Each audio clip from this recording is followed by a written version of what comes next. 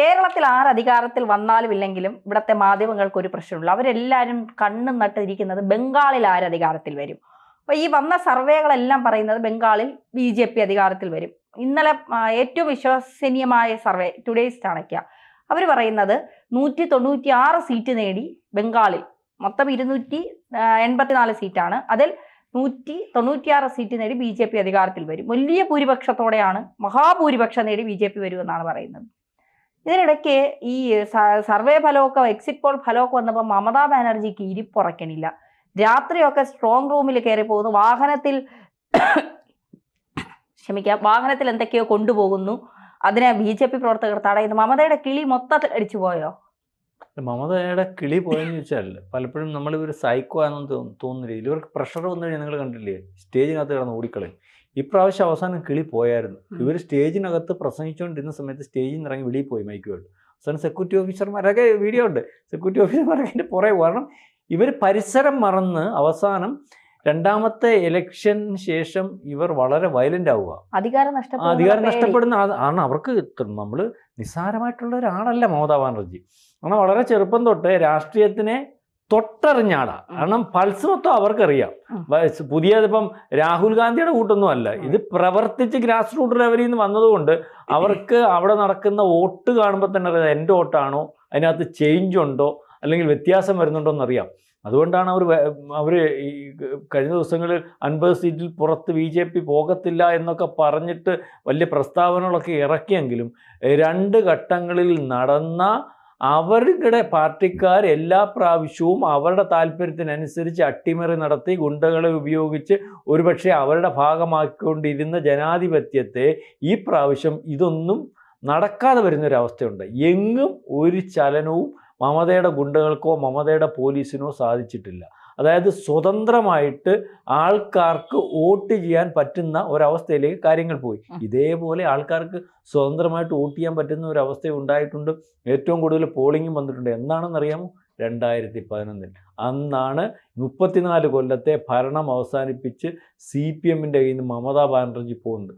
അന്ന് ആ നന്ദിഗ്രാം വിഷയത്തിനകത്ത് അന്ന് CPM-ന് പറ്റിയൊരു കുഴപ്പമെന്ന് പറഞ്ഞാൽ CPM-ൻ്റെ അപ്രമാദിത്യം ഉണ്ടായിരുന്നു. അല്ലെങ്കിൽ ഇതുപോലെ CPM-ന് മാത്രം വോട്ട് ചെയ്യാൻ പറ്റുന്ന രീതിയിലെ കാര്യങ്ങൾ അവിടെ ഉരുത്തിരിച്ച് ഇട്ടിരുന്നു.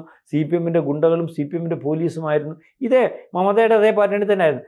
പക്ഷേ നന്ദിഗ്രാം വിഷയം ഗ്രൗണ്ട് ലെവലിൽ ചർച്ചയാവുകയും പ്രതിപക്ഷം ഏറ്റെടുക്കുകയും ആ പ്രതിപക്ഷം മമതാ ബാനർജി ആവുകയും ഒക്കെ ചെയ്യുമ്പം അതുവരെ ഗുണ്ടയായിട്ട് നിന്നവരും വോട്ട് ചെയ്തിട്ടുള്ളവരും CPM-ന്റെ ഭാഗമായിട്ട് നിന്നിട്ടുള്ളവരുമാണ് CPM-നെ വെറുത്ത് വോട്ട് ചെയ്യാൻ മമതയ്ക്ക് വോട്ട് ചെയ്തത്. അതുകൊണ്ട് ഈ ഗുണ്ടകൾക്ക് മനസ്സിലായില്ല, അവർ തന്നെ അല്ലെങ്കിൽ CPM-ന്റെ ഗുണ്ടകൾക്കും CPM-ന്റെ ആൾക്കാർക്കും മനസ്സിലായില്ല ആ വോട്ട് മറിയുന്ന കാര്യം. അതുകൊണ്ടാണെന്ന് മമതാ ബാനർജി വരാൻ പറ്റിയത്. അതിനുശേഷം മമതാ ബാനർജി വന്നു കഴിഞ്ഞപ്പോൾ ഇതേ പണി ചെയ്തുകൊണ്ടിരുന്ന ആൾക്കാർ അവരുടെ നിലനിൽപ്പിന് വേണ്ടി മമതയ്ക്ക് വേണ്ടിയ പണി ചെയ്തു തുടങ്ങി. അതായത് CPM-നകത്ത് നിന്നവർ തന്നെ ഈ ഗുണ്ടകളും എല്ലാം ഇപ്പുറത്ത് വന്നിട്ട് CPM-നെ ഇല്ലായ്മ ചെയ്യുന്നതിന് മമതയുടെ ഭാഗം നിന്നിട്ട് ഈ 2026 വരെ, അതായത് പശ്ചിമ ബംഗാളിൽ എത്ര പറയുമ്പോഴും ഇവിടുത്തെ മാധ്യമങ്ങൾ ചർച്ച ചെയ്യുന്നത് പോലെ ഒന്നുമല്ല. പശ്ചിമ ബംഗാൾ ജനാധിപത്യത്തിൽ സംവിധാനത്തെ അട്ടിമറിച്ചുകൊണ്ടുള്ള രീതിയിലാണ് കാര്യങ്ങൾ കൈകാര്യം ചെയ്തുകൊണ്ടിരുന്നത്. ഒരുപക്ഷെ അതിന് മാറ്റം വന്നപ്പോൾ ഏതാണ്ട് ഇപ്പം ഇലക്ഷൻ നടന്നപ്പോൾ 2ഇടത്തുനിന്നും ഇലക്ഷൻ വരുന്ന റിസൾട്ട് സർവേകൾ കഴിഞ്ഞ പ്രാവശ്യം മുമ്പത്തെ പ്രാവശ്യം സർവേയൊക്കെ പാളിപ്പോയി. സർവേ പറയുന്നത് ശരിയാണെങ്കിൽ 48% വോട്ടാണ് BJPക്ക് ഉണ്ടാകുന്നത്. 48%, 50% ഒരു പാർട്ടിക്ക് ഒരു ഭാഗം വോട്ട് അല്ലെങ്കിൽ ശതമാന കണക്ക് വന്നാൽ പിന്നെ ആ പാർട്ടിയെ മറികടക്കുക അസാധ്യമാണ്. അവരവിടെ സ്ഥായിയായി എന്നതിൻ്റെ 60%, 62% വരെ CPM-ന് വോട്ടുണ്ടായിരുന്നു പശ്ചിമ ബംഗാൾ ഒരു ഘട്ടത്തിൽ. അന്ന് ഓരോ ശതമാനം വീതം അവിടെ അപ്രമാദിത്യം കൊണ്ടും തോന്നിവാസം കൊണ്ടും അവിടെ കുറഞ്ഞു വന്നപ്പോൾ എനിക്കറിയാം അന്ന് പോളിറ്റ് ബ്യൂറോ പറഞ്ഞു 2% കഴിഞ്ഞ പ്രാവശ്യത്തെക്കാട്ടി വോട്ട് കുറവ് പരിശോധിക്കും. എന്തോപ്പാ 65%-നകത്ത് 2% കുറഞ്ഞപ്പം എന്താ പരിശോധിക്കാനാണ്? പിന്നെയും കിടക്കുമല്ലേ.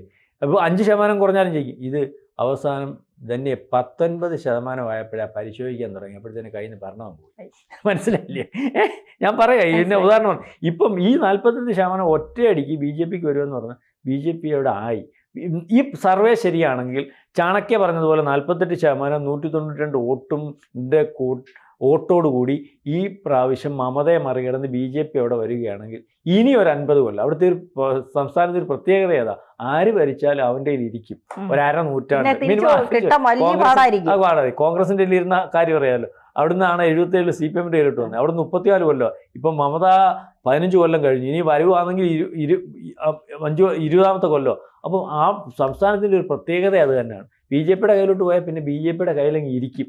ബാക്കിയുള്ളതും BJP വന്നിടത്തൊന്നും BJP കയ്യിൽ നിന്ന് സംസ്ഥാനങ്ങൾ പോകുന്നില്ല.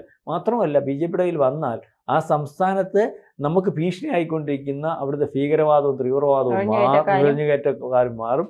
ആ സംസ്ഥാനത്തിനകത്ത് ജനം രക്ഷപ്പെടും, വികസനമുണ്ടാകും. ഏതായാലും മമതാ ബാനർജിയുടെ വാഹനം കഴിഞ്ഞ ദിവസം തടഞ്ഞിരുന്നു.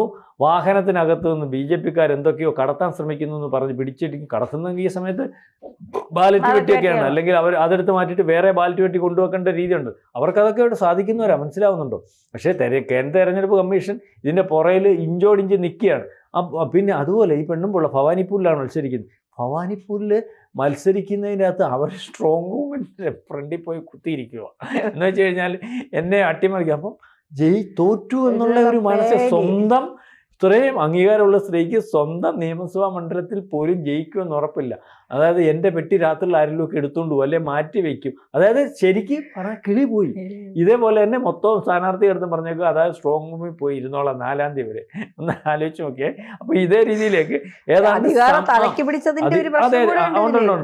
അതായത് അധികാരം പോകുമെന്ന് കാണുമ്പോൾ ഈ 71കാരിക്ക് ഭ്രാന്ത് പിടിച്ച അവസ്ഥയാണ്. അത് ഒരുപക്ഷെ അവർക്കത് ഉൾക്കൊള്ളാൻ പറ്റുന്നില്ല. ഇപ്പം തന്നെ പലപ്പോഴും അവർക്ക് പ്രഷർ കയറിയാൽ ഒരു സൈക്കോയെ പോലെ പെരുമാറുന്നുണ്ട്. ഇതിന് ശേഷം ഇവർ എന്തൊക്കെ കാണിച്ചു കൂട്ടുമെന്ന് അറിയത്തില്ല. 4-ാം തീയതിക്ക് ശേഷം എന്തുമല്ല അവരടി നടക്കും. അവിടെ BJP വന്നാലും നടക്കും, ഈ പറഞ്ഞ മമത വന്നാലും നടക്കും.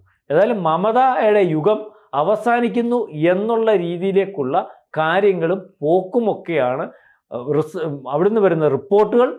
ഈ മമതയുടെ ഇപ്പോഴത്തെ വട്ട് കണ്ടിട്ട് ഏതാണ്ട് പോയ മട്ടുമാണ്. പൊതുവേ ഈ പിന്നെ ഇലക്ഷൻ കഴിയുമ്പോൾ, കഴിഞ്ഞ തവണയൊക്കെ ഇലക്ഷൻ കഴിഞ്ഞപ്പോൾ മമത വലിയ ആത്മവിശ്വാസത്തിലായിരുന്നു, ജയിക്കുമെന്ന് 100% ഉറപ്പുണ്ടായിരുന്നു. കഴിഞ്ഞ തവണയും ചില സർവേകളൊക്കെ BJP ഭൂരിപക്ഷം നേടുമെന്നൊക്കെയാണ് പറഞ്ഞത്. പക്ഷെ അട്ടിമറി സംഭവിച്ചു, മമത തന്നെ അധികാരത്തിൽ വന്നു. ഇത്തവണ 90 ലക്ഷം പേരാണ് SIRൽ നിന്ന് പുറത്തായിരിക്കുന്നത് പശ്ചിമ ബംഗാളിൽ. അതുമാത്രമല്ല, ചരിത്രത്തിൽ തന്നെ രാജ്യത്ത് ഏറ്റവും വലിയ വിധി എഴുതിയ ഒരു നിയോജക മണ്ഡലം കൂടിയാണ് പശ്ചിമ ബംഗാൾ. അപ്പൊ സ്വാഭാവികമായും BJPക്ക് പ്രതീക്ഷിക്കാൻ ഏറെ വക ഉണ്ട്. 90 ലക്ഷത്തിനകത്ത് ഏതാണ്ട് 60 ലക്ഷത്തോളം ഇതുപോലെ കടന്നുകയറ്റക്കാരാണെന്നാണ് പറയുന്നത്, കുടിയേറ്റക്കാർ. അപ്പം ആ വോട്ട് അവിടുന്ന് പോയി. രണ്ടാമത് അവിടെ ഈ ഇവർക്ക് എതിരെ ഉള്ള വോട്ട് ചെയ്യാൻ സാധിച്ചിട്ടുണ്ട് ഇപ്രാവശ്യം. ഇതുവരെ സാധിക്കുന്നുണ്ടായിരുന്നില്ല. മമതാ ബാനർജി സർവാധിപതി ആയതുകൊണ്ടല്ല, മമതയുടെ വോട്ട് ചെയ്തിട്ട് ബാക്കിയുള്ള വോട്ട് ചെയ്യുന്നത് മമത തന്നെയായിരുന്നു. ഞാൻ പറഞ്ഞില്ലേ ഒരു പ്രാവശ്യം ഗുണ്ടാരാജ്. ബാക്കിയുള്ളവർക്ക് വന്ന് വോട്ട് ചെയ്യാൻ പറ്റത്തില്ല. ഇവർക്ക് ബോധ്യമല്ലാത്ത പ്രദേശത്ത് ഇവരുടെ ഗുണ്ടകളും പോലീസും അല്ലെങ്കിൽ സർക്കാർ ഉദ്യോഗസ്ഥന്മാരുടെ തലേന്ന് കയറി, എനിക്ക് അവിടെ താമസിക്കുന്നവർ ഡയറക്റ്റ് പറഞ്ഞു, തലേന്ന് കയറി അവരുടെ ഇത് തിരിച്ചറിയൽ കാർഡ് മേടിച്ചുകൊണ്ട് വന്നിട്ട് ഒരു വോട്ട് ചെയ്യും, എന്നിട്ട് തിരിച്ചെത്തിക്കും. അതായത് അവർ തന്നെ വോട്ട് ചെയ്യുന്നു. ആരാ? അവരുടെ പോലീസാണ് കാവലിക്കുന്നത്, അവരുടെ നിയന്ത്രണത്തിലുള്ള സർക്കാർ ഉദ്യോഗസ്ഥന്മാരാണ്. ഇലക്ഷൻ കമ്മീഷൻ ചോദിക്കുമ്പോൾ ഇതെല്ലാം ഓക്കെയാണ്, അവർക്ക് അറിയാൻ പറ്റുന്നില്ല. ഈ പ്രാവശ്യം എല്ലായിടത്തും ക്യാമറ വെച്ചിട്ടുണ്ട്. ഓരോ വോട്ടിനകത്തൊരു പ്രഷർ കണ്ടു കഴിഞ്ഞാൽ അവിടെ എല്ലാം മാറ്റി പറഞ്ഞു.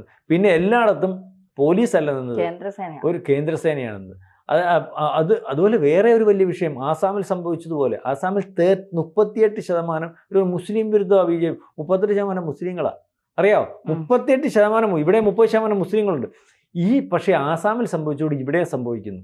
കുടിയേറ്റ മുസ്ലിങ്ങളെ അവിടുത്തെ നാട്ടിലുള്ള മുസ്ലിങ്ങൾക്ക് ഇനിയും പറ്റത്തില്ല. അവരെ അവിടുന്ന് ഇറക്കുമെന്നാണല്ലോ അമിത്ഷാ അവിടെ പറഞ്ഞിറങ്ങിയത്. കുടിയേറ്റക്കാരെ അനുവദിക്കുന്ന വിഷയമില്ല.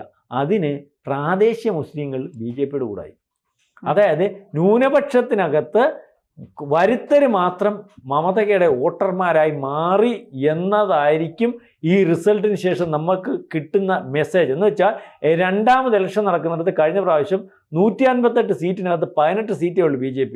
ഈ വരുന്ന രീതി വരണമെങ്കിലേ രണ്ടാമത് നടന്നിടത്തും BJP വരണ്ടേ? അവിടെ അപ്പം ന്യൂനപക്ഷത്തിൻ്റെ വോട്ട് BJPക്ക് കിട്ടണ്ടേ? അപ്പം പ്രദേശത്തുള്ള മുസ്ലിങ്ങളും ഹിന്ദുക്കളും ബ്ലോക്കായിട്ട് മമതയെ വിട്ട് വോട്ട് ചെയ്തിരിക്കുന്നു എന്ന് വേണം കരുതാൻ.